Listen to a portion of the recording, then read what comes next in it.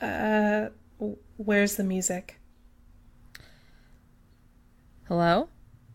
Hi, Elisa? Laura? Yeah, I'm here. Where's Andrew? I don't know. I thought he was just with us. Andrew? Jesus, Andrew. I know you don't have a Hello? soul, but that doesn't mean you can just disappear on us. I can't even hear anything from his end. Wow. It doesn't look like he's on. Well, I guess do it live. Do it live. Fuck it. Welcome to Millennials, Season 4, Episode 10. I'm Laura. And I'm Elisa.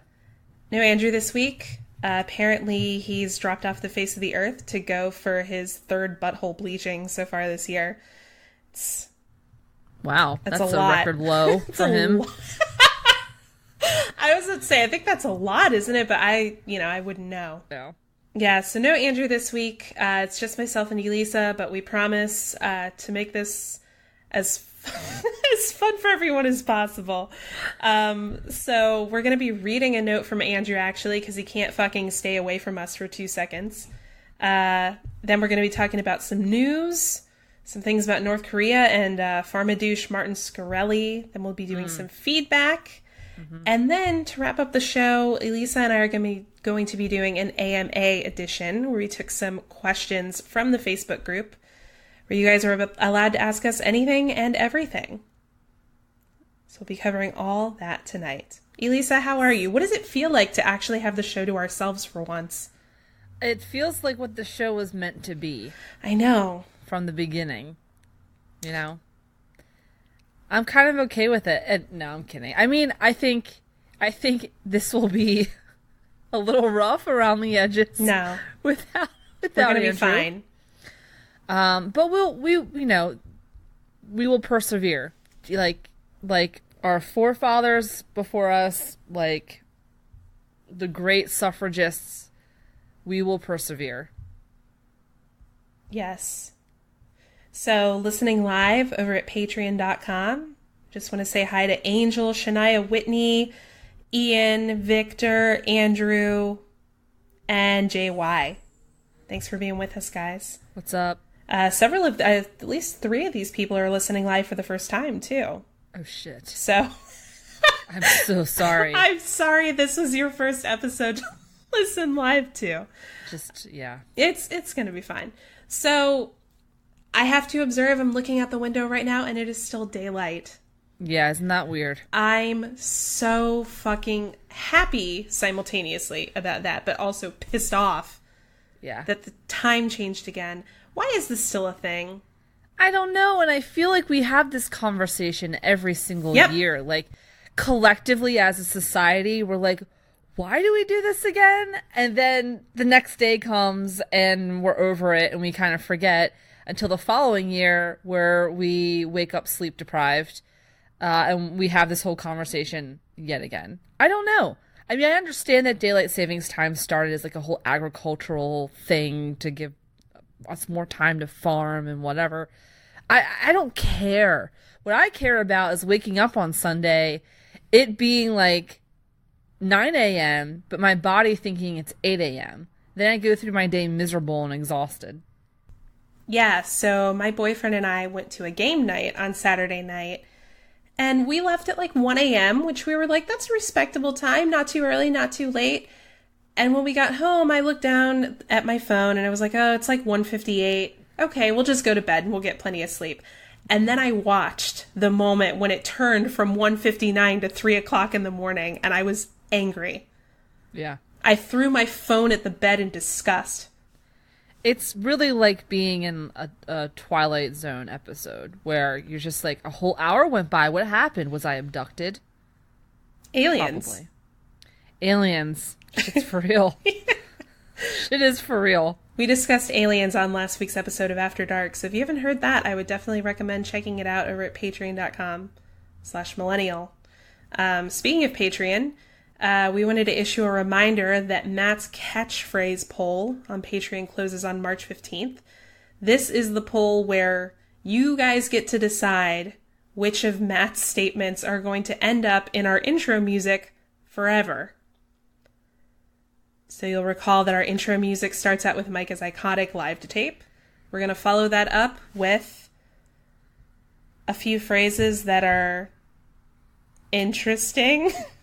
Matt got a little carried away. It was very funny, though. I can't believe, I think that the two top choices right now on Patreon were "It's a Lifestyle" and "People Are Stupid." Those are the two Matt catchphrases that are sort of neck and neck on Patreon at the moment. But that could change. And I don't know. I'm kind of partial to "People Are Stupid" myself. It just feels like a really good, succinct way to capture what the show is all about. Yeah, I agree. You know, I looked at the whole "It's a Lifestyle" thing, and all I could think was, this is too hashtag relevant. Right. You know what I mean? It's too on the nose. Exactly. But I mean, you know, it's listener's choice. So if you would like to vote in that poll, just head on over to patreon.com/millennial and you can have your say. We also want to give a plug for today's episode of After Dark. Elisa, what did we do yesterday? We had our boyfriends come on the show. So in this week's After Dark, we have my boyfriend Brian, Laura's boyfriend Mark. They come on, we talk about all kinds of things, primarily just online dating from a boy's perspective, because both of us met our boyfriends through OkCupid. So we talk about that experience, what it was like for them as guys to go through online dating, what the differences are. We asked them for the weirdest or craziest messages that they got. And we get into some, I think later in Palace Intrigue, which we also recorded, we also talk a little bit about my infamous butt plug story. We go into our relationships a little bit. So it was really fun. I liked having them on a lot. I already want to bring them back. Yeah, they were naturals. So of course this means that this week's episode of After Dark is not going to be streaming live. However, it will be available immediately after we finish this stream. Yeah. So stay tuned. And it's unedited, I promise you. Yeah, it is. Anyway. So basically listening live. Yeah, so the funny thing about it was, I was like, okay, let's record this shit and we'll just make sure, just in case it needs to be edited. Because, I mean, neither of our boyfriends had done any voice work before, to my knowledge at least. No. And I get these pristine files that need nothing done to them. And I was like, well, shit, that makes it easy. Yeah. I really wish, part of me really wishes that we had gotten some kind of video of that exchange, because Brian was so nervous. He fell in, like, he became a lot more natural, and I think by the end of it he was great. But the first 5 minutes, you should have seen him over here sitting with me. He was fiddling with his earbuds, like constantly, like rolling them between his fingers, like rocking back and forth in like a semi-fetal position. And like every time he would go to speak, like his face would turn red, and it was really fucking cute. No. And I promise it's not just like us sitting around gushing over each other. There's some embarrassing things that get said. Yes. So look forward to that. Yeah. So before we get into the meat of today's show, I wanted to say that we got a note from the meat of this show, Andrew. He wasn't going to be on this week. He was supposed to step away and handle his family who's in town. But then he sends us this email. And I'm like, bitch, you're not supposed to be on. Fuck off. Yeah. But we're going to read it anyway. So Andrew says, Dear Elisa and Laura, hi girls, love the show. It's Andrew. So recently, my boyfriend told me that before he began getting to know me in real life, he never would have dated me because I give off the impression on the show that I'm a slut. Can you please explain to the audience that I am your everyday man who is very far from slutty? The real me sits at home and pets my dog and plays video games. I go to bed at 10 p.m. Please tell them about the real, wholesome me. Love, Andrew. P.S. Please tell the audience I incorrectly called Love Simon Hello Simon. See Love Simon in theaters this weekend.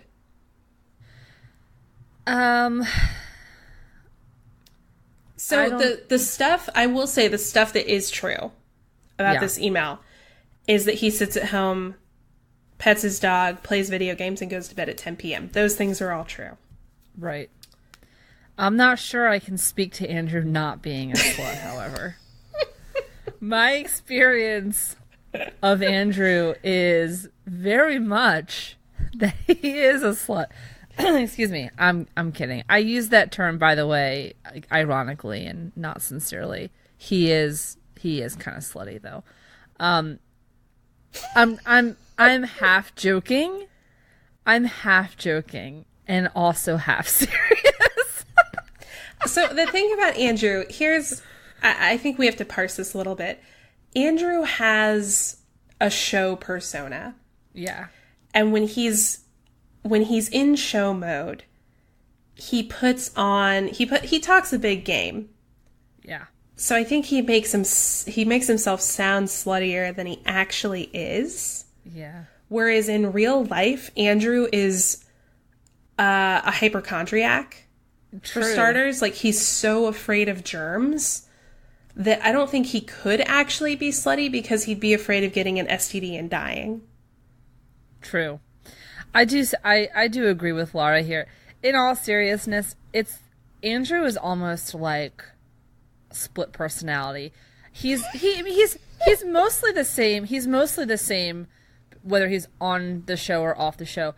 But I think it's more that his personality quirks and the things that make him Andrew become much more exaggerated on air than they are off the air. So he's a lot more calm and I don't know how you would say it. Just not as raunchy, not as lewd off the air as he is on the air. Well, I think when he's on the air, he's all about giving everyone a great show and being entertaining, and that really comes through. But when you're just chatting with him like offline, it is true. He's a pretty big nerd, and he's like really normal, average. Wholesome might be going a little far. Yeah, I'm not going to agree with that. Yeah, I'm not sure about wholesome, but he is a totally normal, non-slutty dude. Yes, agreed. Well, before we move on to the show, I wanted to drop a little more information about our sponsor, BioClarity. I've been using BioClarity for several weeks at this point, and I wanted to let everyone at home know how it's going. The amount of blackheads I normally see on my nose has reduced by half, and my skin feels as soft as a baby's ass. Nice. Yes. BioClarity doesn't have any harsh chemicals and is so easy on your skin, it can be used twice daily to deliver clear, glowing skin. That's because it's packed with Floralux, which is naturally derived from chlorophyll. The cool thing about this stuff is it's actually green. So when you rub it on your face, you get to feel like the Hulk for a minute. Oh, that's what sells me. I'm normally skeptical of skincare routines because I've never had much luck reducing the redness in my face. But the Floralux makes me look less like I'm walking around with a sunburn after I get out of the shower. So that's pretty cool. God, you really sold me on the Hulk thing. Yeah. I get out. I'm just like, I'm always angry. That's my secret. BioClarity is delivered straight to you and is an easy-to-use 3-step skincare routine that is 100% vegan, gluten, and #gluten cruelty-free. BioClarity also offers an additional step called Hydrate, which is a lightweight moisturizer, and personally my favorite step. Hydrate can be used alone or with the BioClarity system, and it is also green, for you Hulk fans out there. Start a healthy habit and get glowing, clear skin. Just go to bioclarity.com. Our listeners will get their first month for only $9.95 plus free shipping. That's a $20 savings, and it comes with a 100% risk-free money-back guarantee. But you have to enter our code MIL. That's bioclarity.com and enter our code MIL. I have to say that particularly BioClarity being a sort of like skincare product, it is a good thing and impressive that's cruelty-free because folks would be very surprised, I think, to learn how often animals are used in the testing process of cosmetics and just skincare, shampoos, soaps, all the time. All the time. Yeah. some of the biggest brands that you can name off the top of your head. They test their products on animals, and sometimes it's fine and nothing goes awry, but a lot of times it's not fine. So just on a personal side note, as a hippie, I appreciate that. All right. Well, speaking of things that hippies will appreciate, we're going to jump into news here. We talked last week about the bombshell news that dropped right before we started recording, that the White House announced that Donald Trump was going to be meeting with Kim Jong-un to discuss denuclearization. Since then, the White House has already done some backpedaling on that meeting, because it turns out, surprise, surprise, Trump sort of just said he was going to do this without consulting anyone. Right. So very quickly after this happened, Sarah Huckabee Sanders came out and announced that they're not going to rule out this meeting, but it's to be determined in terms of when and where it's going to happen. And now it's back to being contingent on North Korea taking, quote, concrete and verifiable action to demonstrate its commitment to denuclearization. Really? I didn't hear that. They're actually saying that. Yeah. Oh, God. Okay. So basically it's not happening. Right. That was I was like, okay, so it's not happening. Cool. I mean, I have to wonder. Last week we were kind of freaking out about it a little bit. Now we're seeing a good amount of backpedaling. From what I've heard, this is supposed to be happening sometime in the spring. So it's a pretty loose time frame for when it will happen, if at all. Do we actually think there is any chance this will happen? Honestly, honest to God, I don't know.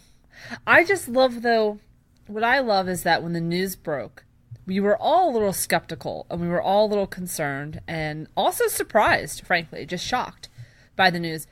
But I mean, I don't think any of us thought, you know what, it's just not going to happen, period. We were talking about the nuances of, like, what policies were going to be demanded and the logistics of such a meeting and the implications of such a meeting. I think maybe in retrospect, we were giving the whole thing a little too much credit. Mm-hmm. and now it's obvious that there's a very good possibility it might not even happen. I don't know if it's going to happen or not, but I also don't know if I want it to happen or not.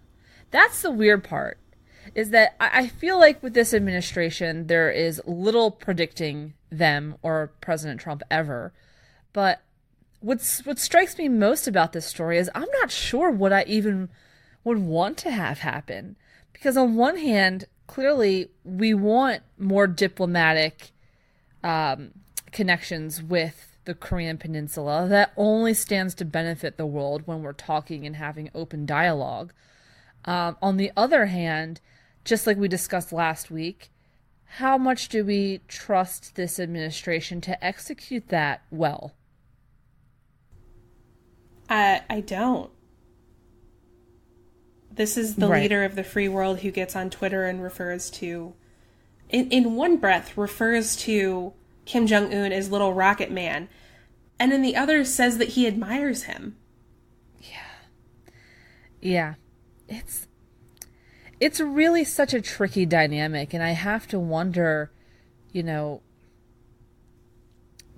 have to wonder whether the reason that this meeting was even offered by North Korea in the first place is because President Trump is so unpredictable.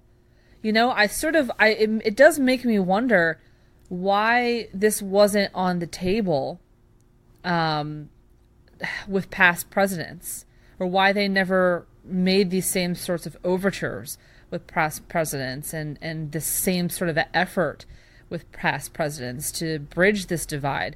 We certainly did not see that, at least not publicly. I suppose it could have happened behind the scenes. We'll never know. But at least publicly, we didn't see any of this. And I've found myself in the past week wondering why President Trump out of all other administrations. Well, maybe it is because he's so unpredictable and they genuinely don't know what he's going to do. Maybe that actually scares them. Maybe that's frightening. We've been such a stable democracy up until this point, and now that we're not as stable, that's a terrible thing. 99.999% of the time. But maybe in this one instance, our instability has actually freaked North Korea out enough that they've gone, all right, clearly we need to step up to the plate here because they're not gonna. Yeah, I mean, I also have to wonder if it has something to do with them recognizing his volatility and seeing it as an opportunity to make themselves look better on the world stage. As you said last week, yeah. They're the ones extending the olive branch. So the ball is kind of in Trump's court at this point. He's, as George W. Bush would say, the decider. So he's literally the person who is going to decide how this goes, if it happens, the tone of everything. Right. And based on his behavior with world leaders over the last year and a half, mm-hmm. I don't know that we should be expecting that much positive to come out of what he is going to bring to the table in this case. No, and I also say that I think it was in the New York Times today. It was either the Times or the Washington Post. But over the weekend, I had read that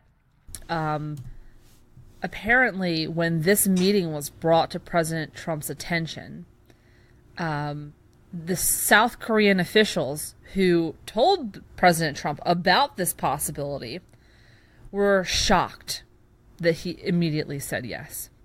Apparently, they were in the process of briefing President Trump and saying, this is an offer from Kim Jong-un. He wants to meet with you.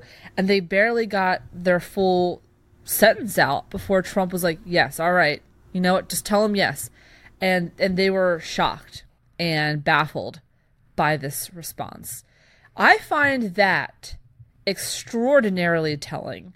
The fact that the South Korean officials, who live with the threat of the North more than anyone, by the way, I find it very telling that they were baffled and surprised that President Trump took them up on the offer. Because what that tells me is that South Korea probably believes this is a bad idea and possibly even a trap, at least like a PR trap. I don't mean any kind of like physical trap, but like a PR trap, a stunt to, just as you were saying, Laura, make North Korea look better on the world stage and make the United States appear even more unstable and weak. And if they can succeed in that, then maybe North Korea stands a chance at bridging its divide with other countries and not relying so much on China and Russia. Maybe North Korea stands a chance at starting to, I don't know, open up trade with other countries. So I could see that kind of being their ploy here, to put themselves in a good spot. Yeah, well, and I just have to wonder, given how close they are with Russia, or do we really think that Russia had nothing to do with this? Like, I could really genuinely see the Kremlin being like, yo, so we kind of threw their election a couple of years ago. You want to make them look stupid again? Yeah, I don't know. It's scary that we even have to have that thought or conversation. Yeah. Anyway, moving along to our next news item. You guys might remember Martin Shkreli. He's the pharmadouche who increased prices on HIV medication by like what? 200-300%? Yes. Something like that. Well, he has been charged or sentenced to 7 years in prison for fraud. My favorite part about this was he cried at his sentencing. I heard that. Yeah, he cried. And didn't he say something like, I've learned my lesson, or I'm changed, or something like that? He really laid it on pretty thick. Well, you're going to learn your lesson for the next 7 years. And do you know what kind of fraud? Was this like money laundering type of fraud, or was it like related to the stock market? I honestly don't remember. I can confirm that for you. Sorry, I put you on the spot. No, you're good. It was for defrauding investors into failed hedge funds. That's what. Okay, mm-hmm. That's right. That sounds familiar now. I mean, gosh, what do you say? Karma. Yeah. Right? Karma.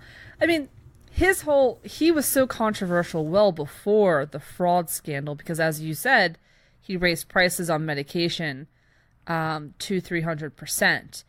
And the worst part about it, though, is that a lot of companies will raise prices on medicine. They'll do it incrementally, however, and they'll also be sensitive, at least in writing, and say, we realize this affects many people's lives, and yada yada. Martin Shkreli did none of those things.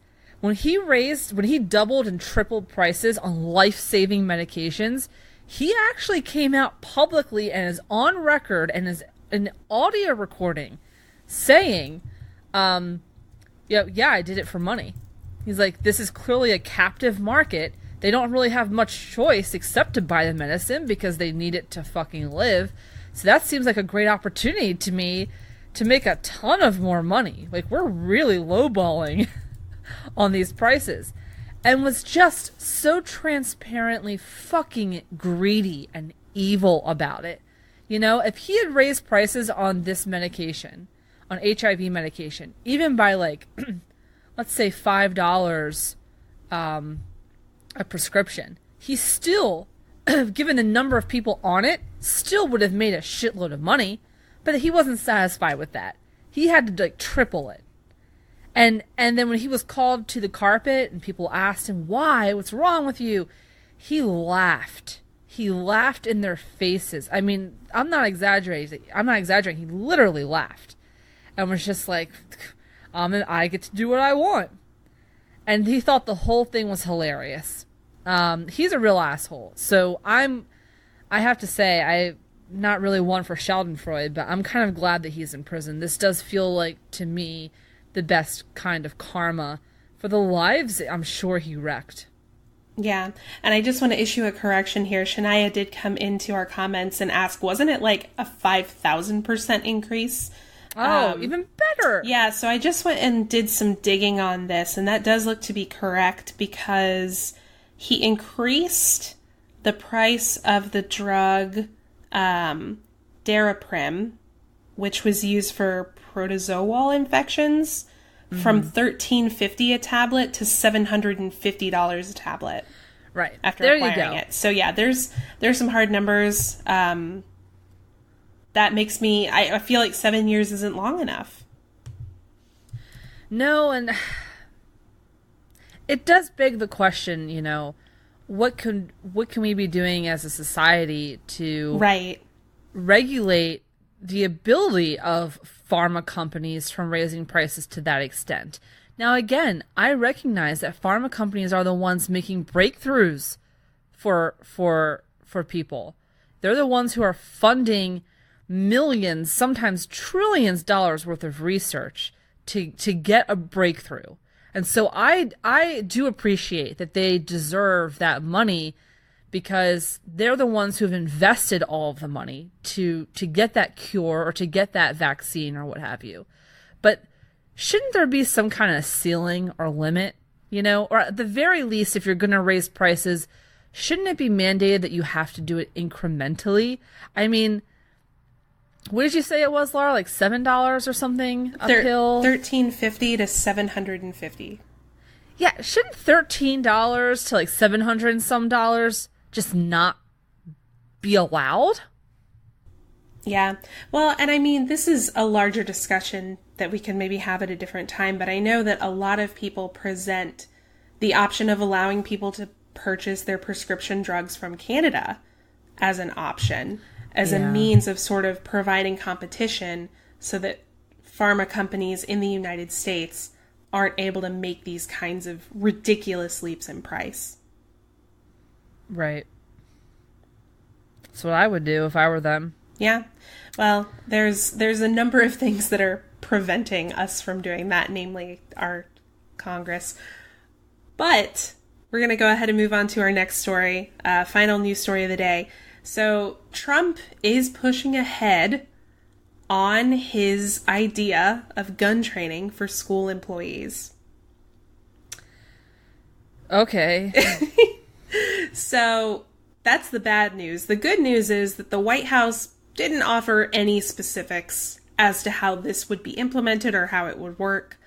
The only thing they did say was they would offer gun training for school employees who want it, or they would lobby in favor of having that training for employees who want it.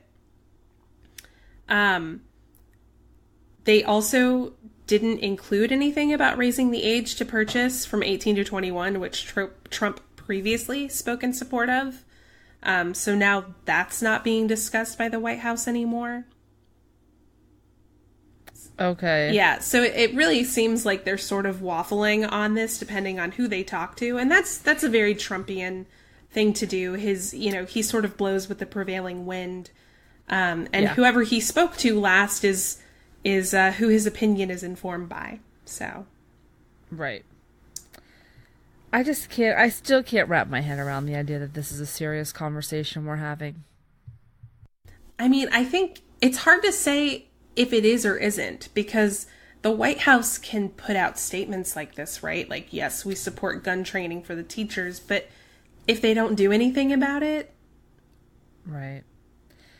No, I know. Well, unfortunately, though, it's also just about the narrative that the president sets. You know, if the president, no matter who it is, tosses out a policy idea or a policy solution to something, there are going to be folks who naturally take that and run with it. So even if the only thing the president does is speak words, it can still have a ripple effect. And we've seen, papers have been reporting certain states, including Florida, are trying to now implement, funding to arm school teachers and saying, we're going to do this on a state level because the president's our leader, and that's a great idea. And it also gives folks who, in this particular case, are against gun control, it gives those folks another talking point to use. So you're right that I'm not seeing, I don't see a whole lot happening from the White House on this in terms of them doing very much. But I also think that just them continuing to go back to this talking point over and over again is still doing damage. Right, when it's been proven that this won't work. I mean, if we look at the incident in Parkland, Florida, a couple of weeks ago, there were armed deputies on that campus who did not enter the school during the shooting because they were told to stand down. And these are also deputies who, I'm guessing, aren't carrying assault rifles. So what match are they going to be for somebody who is? These are people who are trained professionals who were not able to prevent this from happening. And now you're telling our teachers, who are largely understaffed, underpaid, and overworked, that they have to add this to their resume of things. Right. In education. It's fucking absurd. And I agree. I think it's ridiculous that we even have to entertain it as a possibility. Yep. And speaking of this issue, the National Rifle Association is suing the state of Florida for a provision in a bill that it passed last week that would raise the legal age to buy a rifle from 18 to 21. Yep. So the NRA, which largely belongs to the party of states' rights, now wants to stop a state from exercising its rights. Their reason for the lawsuit is they're arguing that this provision is unconstitutional. So I wanted to just take a moment. Is there any way that we can argue in favor of that? That we can look at this and say, yes, there is some doubt here that this provision is unconstitutional.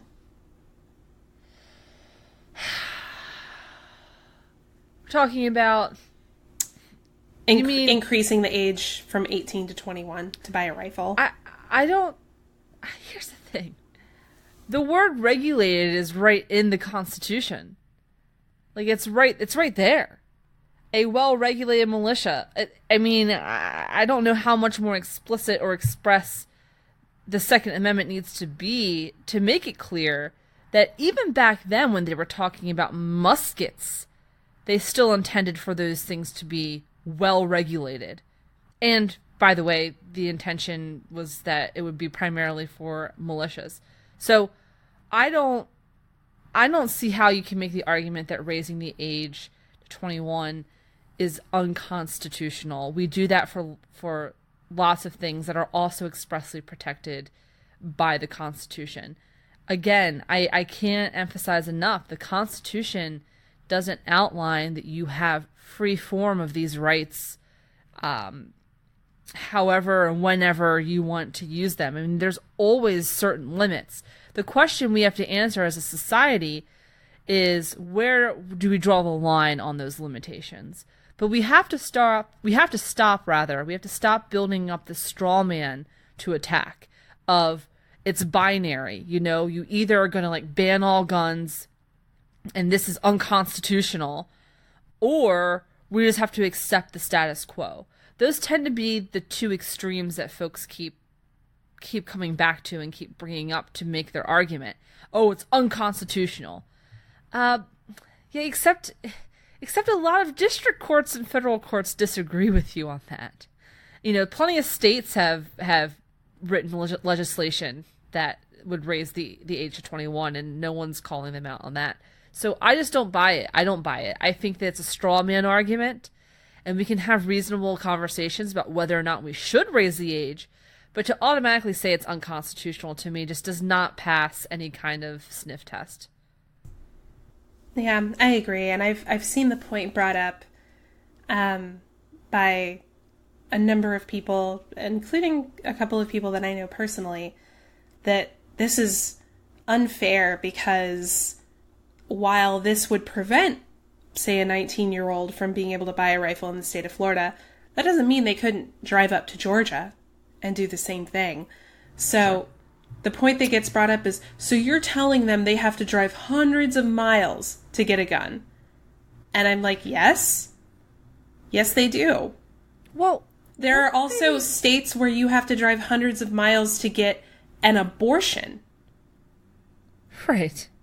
And you're saying that that's okay, but then the obtaining a killing machine is something that should be incredibly easy. There shouldn't be a waiting period on that. You shouldn't have to drive any ridiculous distance to get it. You shouldn't have to undergo psychological evaluation.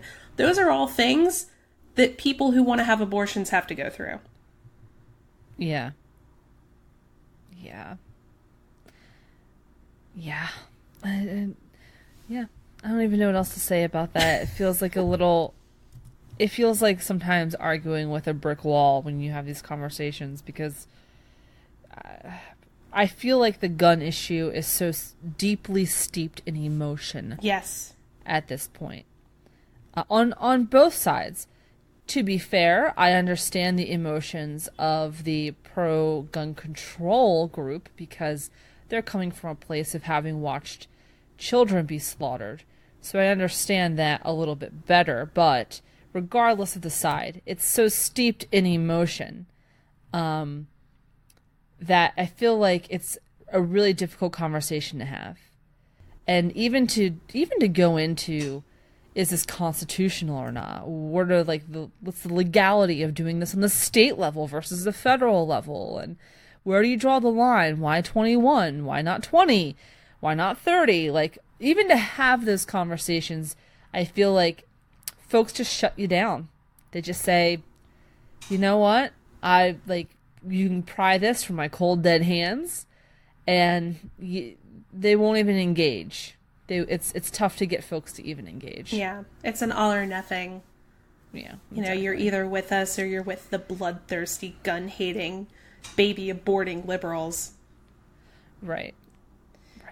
Yeah. So I would just like to give a special welcome to Katie, who's just now joining us. Katie says, I completely forgot about daylight savings time and missed the first hour. Oh, that's okay. That's totally cool. Daylight savings sucks. It does. I mean, to be fair, we almost missed the first hour. Yeah, that's true. All right, we're going to move along to some feedback. We have a short confession here. It says, are you ever going to do some live shows? Come on. It can't be that much to do a small tour And, we would come out in flocks. Start with Portland. Okay, I love Portland. Yeah, I mean, sold. Just gotta buy the tickets and rent a car. I'm putting down some notes for Andrew. Okay, yeah.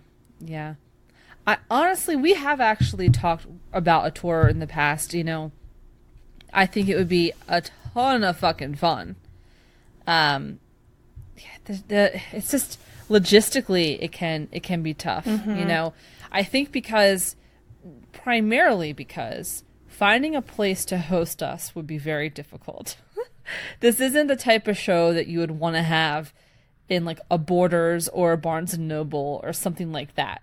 So if we were covering like Harry Potter or Twilight or whatever, all of that worked, But we're not going to have these conversations about butt plugs and everything else. Right. In a bookstore. So I'm not even sure where the hell we would go. Yeah, well, I appreciate the support. Yeah, if you have any recommendations or if you know of venues that would support us, we'd love to hear about them. When we discussed this previously, we talked about the idea of doing it in bars. Right. Because we felt like, that'll make it easier. But then we have so many listeners who aren't 21. Right, we don't want to exclude them, so... Yeah.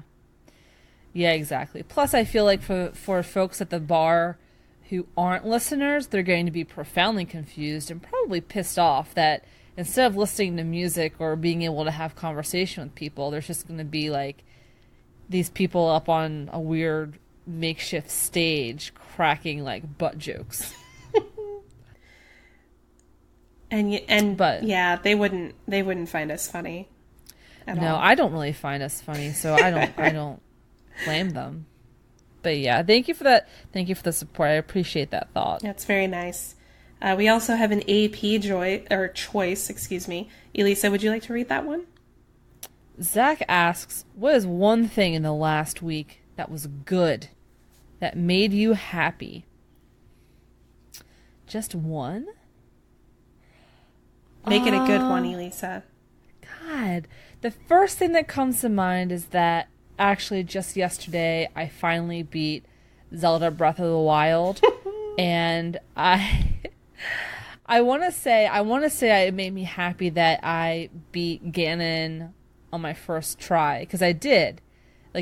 But to be honest with you, it doesn't feel like that much of an accomplishment, because as far as boss fights go, it was extraordinarily easy. Like, I went into it fucking hyped up. I felt like I was, about to go in a boxing ring. I'm scared. My heart's racing. My palms are sweaty. Mom's spaghetti. And then, I get in there, and it's like, it was over in 10 minutes and not hard at all. So, but it still made me happy. What about you, Laura? I learned how to play Munchkin on Saturday night. So that was really cool. It's a game I've been wanting to learn how to play for a while. We played the Marvel edition. So that was especially fun. And I almost won. So that made me really I was proud of myself. I almost won on my first round. So you should be. Munchkin is kind of a complicated game. It is. I was surprised. Yeah. It was good stuff. And I mean, also, it was a good opportunity to just, because, I was at a game night with my boyfriend, and there were a lot of people there I didn't know, so I kind of got to chat with some new folks, and it was fun to sit down and play a game like that with a lot of people who I largely hadn't met before. Right. So that's good. Yeah, it was nice. I got to meet some new people, learn some new stuff. Got a little tipsy. I'll also say I just remembered. I saw on Reddit a few days ago that scientists have developed an alternative to styrofoam. Oh, shit. And yeah, dude, it's supposed to be it's super sustainable, just as lightweight as styrofoam. And I'll have to read up more on it and do a full update on the show. But I remember reading that, and it's still in the very nascent stages, but that made me super happy to hear. It's little advancements like that have the potential to go such a long way for cleaning up this fucking mess that we have made of this planet. So I was pretty thrilled to read about that. You must have creamed your pants. I did a little bit. Yeah. Well, all right. Before we move on, let's talk about our underwear, shall we? We've discussed MeUndies before, but we're still using them, right, Elisa? Yeah, we are. I certainly am. I have probably like 6 or 7 pairs now. My boyfriend's been wearing them almost exclusively for well over a year. He says that they really cup his balls nicely. I can confirm that they make his balls look great. And in seriousness, they're the most comfortable underwear that I have ever owned, especially as someone who wears a lot of leggings. I like them because they're so soft and thin. They don't give you the nasty panty lines. That's because they make them with something called lensing micromodal material. I think that's fancy science talk for angel wings and clouds. Yeah. Basically, it feels like a soft kiss to the crotch. Not gonna lie. Anyway, MeUndies has cool new patterns and prints every single week, and they're offering an exclusive deal for first-time purchasers where you'll get 20% off plus free shipping. And also a soft kiss to the crotch. That's right. So everyone go to MeUndies.com/MILL to get your 20% off. That's MeUndies.com/MILL, and then write into the show and let us know how your crotch feels. You're welcome. Yeah. That's such a weird ask. Hey guys, so now that we've reached this level, we want to know, how do your genitals feel today? That's right. I mean, it's important. Yeah. I feel like if you've ever worn like just an uncomfortable pair of underwear or underwears that are too small or too big, you don't realize it until you put on a pair of MeUndies and you're like, holy shit. Yeah.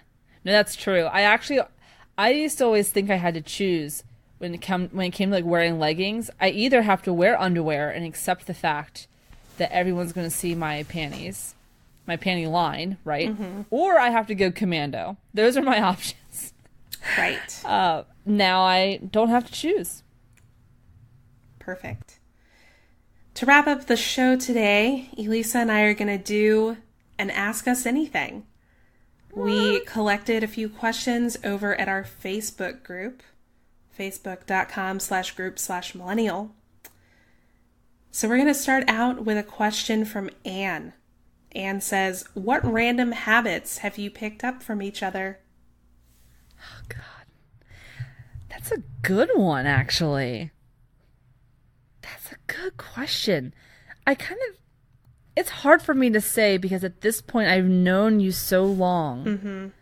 I feel like I've probably picked stuff up and not been aware of it. Probably. I know for a fact that I had a very brief moment in time where I started saying my O's like you do because we were talking so much. I learned about this in linguistics, actually. It is a phenomenon that happens when you spend a lot of time around somebody who, you highly regard or who has influence on you. This can happen. So I had a small period of time where I would say things like home and like ocean until someone pointed out to me. I don't know who inspired that, but it wasn't me because I don't say it like that. Yeah, you do. Okay. You got that Baltimore accent. That's great. That's really great. Drew wants to know. Oh, go ahead. No. I don't. I just don't know. Mm-hmm. What were you going to say? I was going to read the next question. Okay. Yeah. Yes. Drew wants to know, what dog breed would you assign each other? It's like, which dog breed do we remind each other of? I already know for you. Oh, that's a good one. Mm-hmm. Oh, gosh. For you, I see. Oh, I kind of, okay. My instinct, the first thing I was going to say was maybe like a golden retriever. Wow, you think I'm stupid, huh? They're not stupid. Yeah, they are. I mean, they're super sweet and but they're not like the smartest breed. Actually, yeah, okay. Maybe a golden retriever would be Matt. I actually think I think you would be a border collie. A border collie, huh? I think a border collie, because they're very intelligent. They will fuck your day up though if like you don't take care of them right, or if like you mess with them. I've seen them in action. They are super, like, they don't put up with shit. They just don't. But absolutely adorable and yeah, very cute. That's you. Matt's easy. Matt's definitely the golden retriever, actually, now that I think about it, because he's loyal to a fault. Mm-hmm. Like, he will jump in front of a bullet for your ass. Andrew, I think, might be a little harder. What dog pretends to have no emotion but secretly does? That's Andrew. Yeah. Listeners, help us out. What do you think, Laura? For Andrew? Fuck. I was thinking some kind of like... maybe a greyhound? Because they are as a dog, if you observe a greyhound, they look like they're not doing anything. And I don't mean that to say that Andrew looks like he's not doing anything. I mean it more in terms of like having a very stoic outward presence. Mm-hmm. But then a lot of greyhounds do have a lot of feels underneath, because a lot of them got raced when they were younger. Right. And so like in their old age, they're just trying to be fucking retired. Okay. So I don't know. It's pretty in depth there. Okay. I was trying to be. And for you, this is going to sound really trite because you have these dogs, but I genuinely think a lab for you, because they're very intelligent.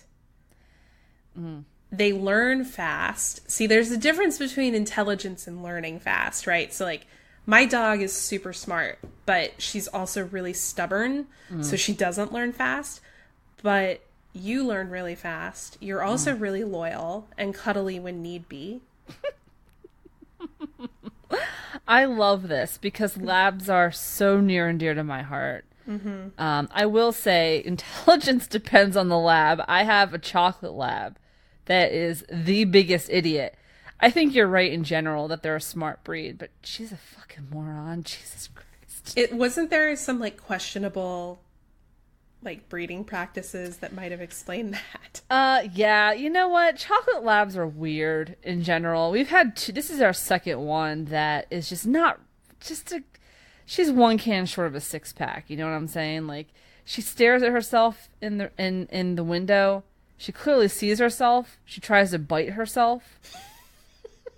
She's not young. It's not like she's learning like object permanence still. Like, she gets it. She just tries to bite herself in the glass anyway.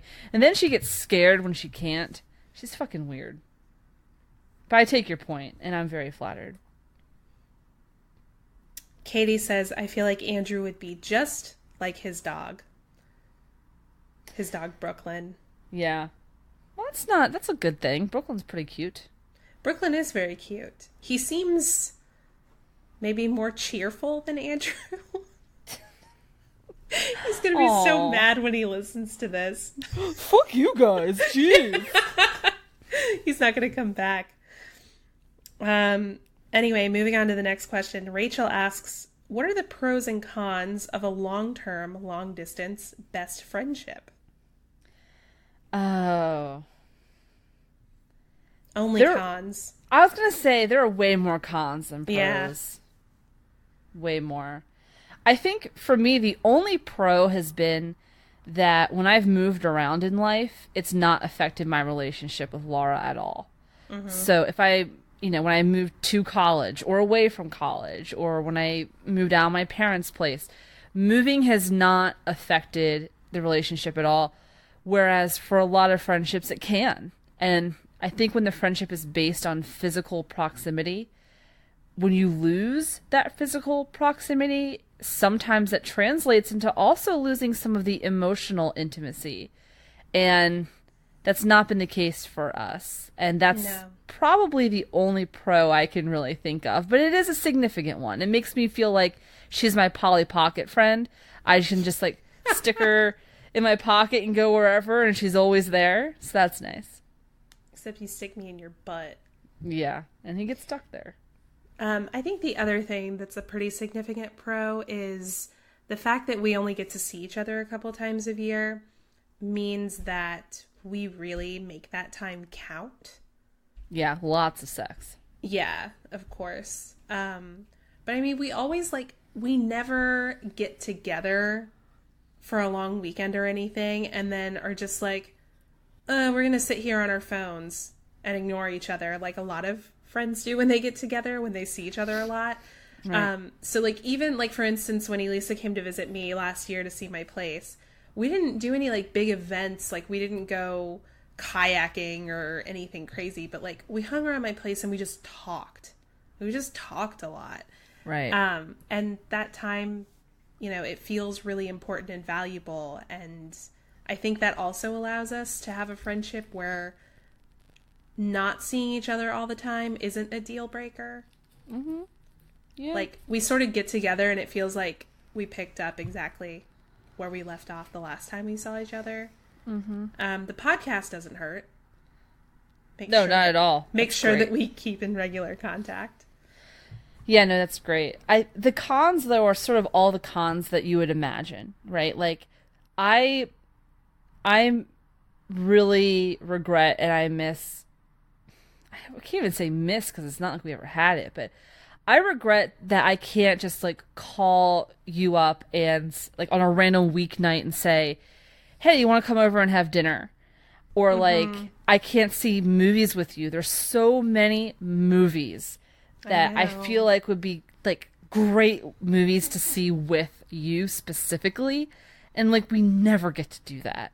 I know. And the closest thing we ever had to that was when I went to college in Maryland. Yeah. So there were like 4 years there where we could kind of do that, but we still lived kind of far. It wasn't like we could hang out every day type deal.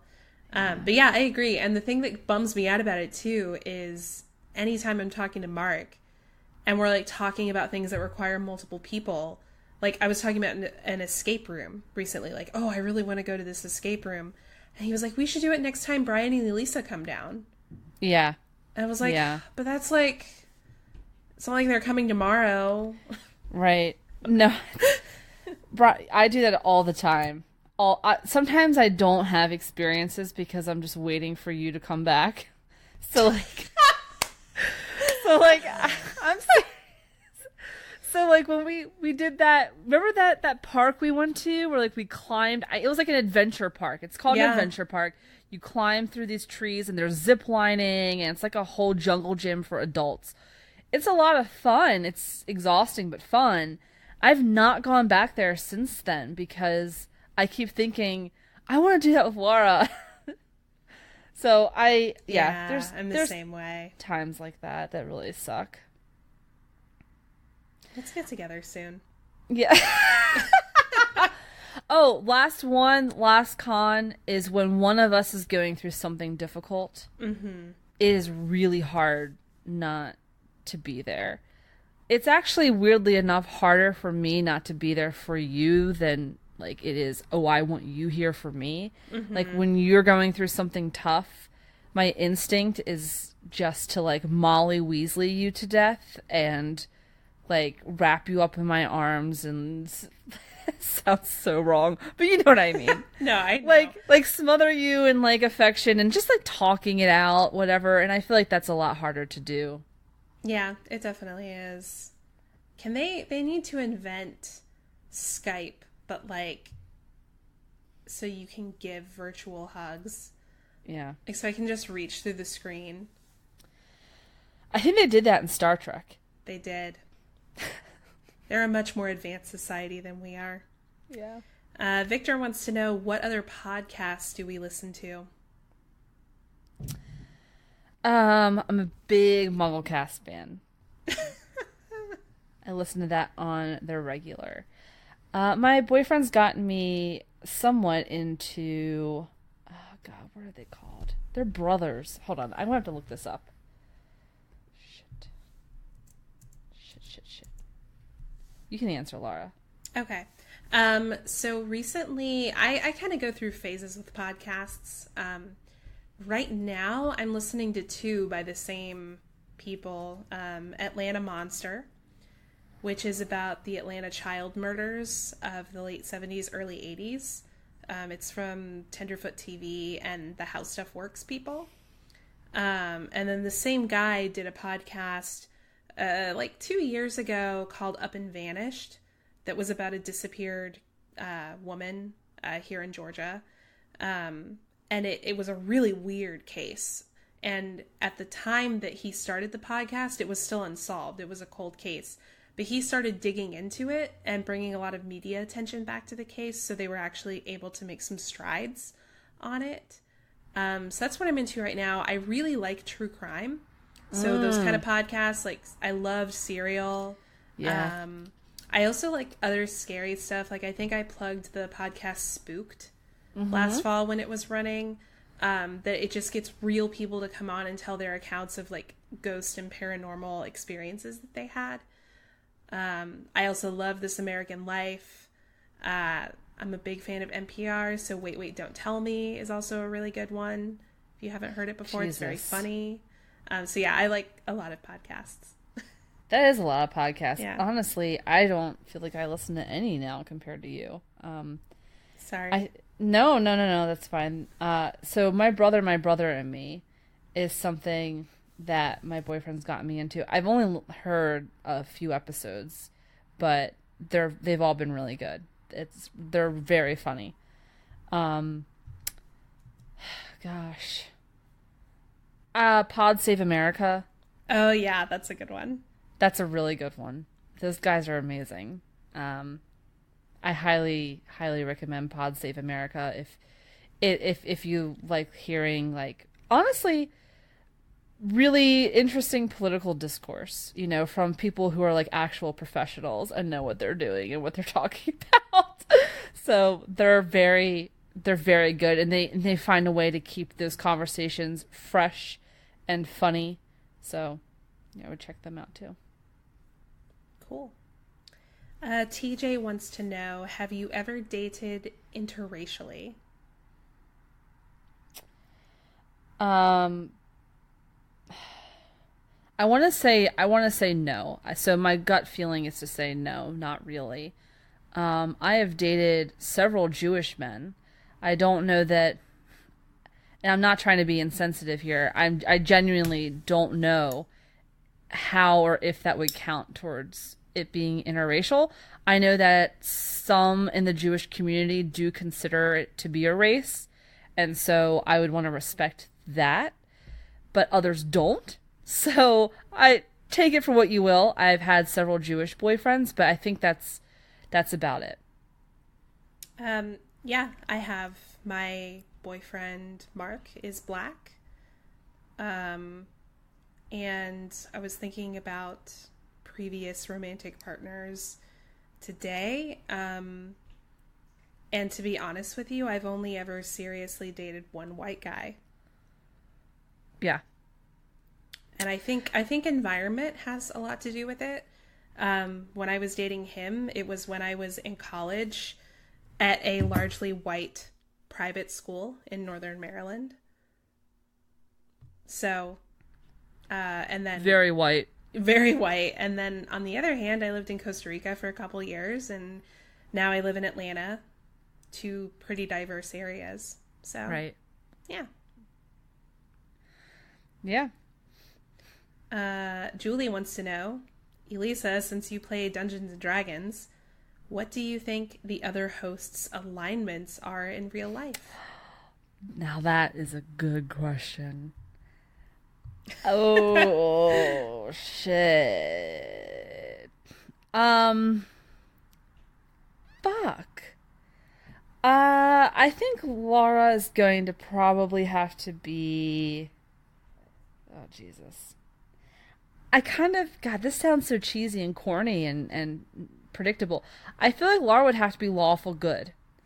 Lawful good is normally, like, I mean, it is what it sounds like. Someone who believes in following, like, some sort of a code. It might be the actual law, but it doesn't have to be. Some sort of code of conduct that they apply fairly and evenly and objectively no matter who they're encountering. There's some sort of code that they believe in, and they apply that even-handedly, and they're good. They're inherently a good person. I think that's Laura. Oh, God. Goodness. Well, I do. I think it makes the most sense for you, for sure. Well, that's very kind of you. I mean, the only other option for you would be chaotic good. And that's more... The chaos part sounds really bad, but it's not. It more implies that there's not a particular code, that you're more adaptable and flexible, and you see moral gray areas. I think that could also apply to you. We'll say one of the... We'll say one of those two. Lawful good or chaotic good. Andrew is definitely just like chaotic evil. He just fucks everything up. No, I'm kidding. I think Andrew's just... I think he's neutral. I think he's either neutral or chaotic neutral, because I think that he tends not to... I think he has the ability to be... I think he's an inherently good person, of course, but I think that his view on, like, certain issues can take on either a good or an evil perspective, depending on what Andrew you get that day. Like... You're making him sound like a sociopath. No, I mean, most of the time, for instance, Andrew is not a fan of President Trump, right? But sometimes he'll go totally off the wall and be like, you know what? We deserve this. I say we get rid of term limits, Trump forever. And, like, he just says crazy shit. So I think he would probably be, like, chaotic neutral. Because he just has a crazy streak. Matt, I know Matt is no longer with us, rest in peace. I'm still going to say Matt would be neutral good. Neutral good is someone who's generally all about, like, helping other people and doesn't really feel like they're beholden to, like, a certain code or laws or anything. They're kind of just like, you know, I'll help whoever's in front of me. Even if you're a bad person and I should fucking hate you, I'm going to help you anyway. Sort of like this, like, jolly kind of personality. Hard to describe. But yeah, I think that's him. Neutral good. I could go on about this forever, but... I noticed. I'm sorry. All right. Well, that brings us to the end of episode 10. Did just want to remind y'all that tonight After Dark is not being streamed live, but it is available.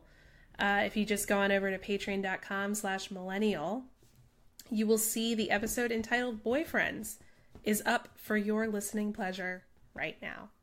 So tune into that. Don't forget to vote in the Matt poll over at Patreon as well. And Andrew will be back next week to bring this sinking ship back from the brink. Yeah, thank God. Oh, although I think we did okay. I think we got it. I think we did fine too. We did fine. We did fine. All right, y'all. Well, thank you so much for joining us this week. We will see you next week for season 4, episode 11. Bye. Bye.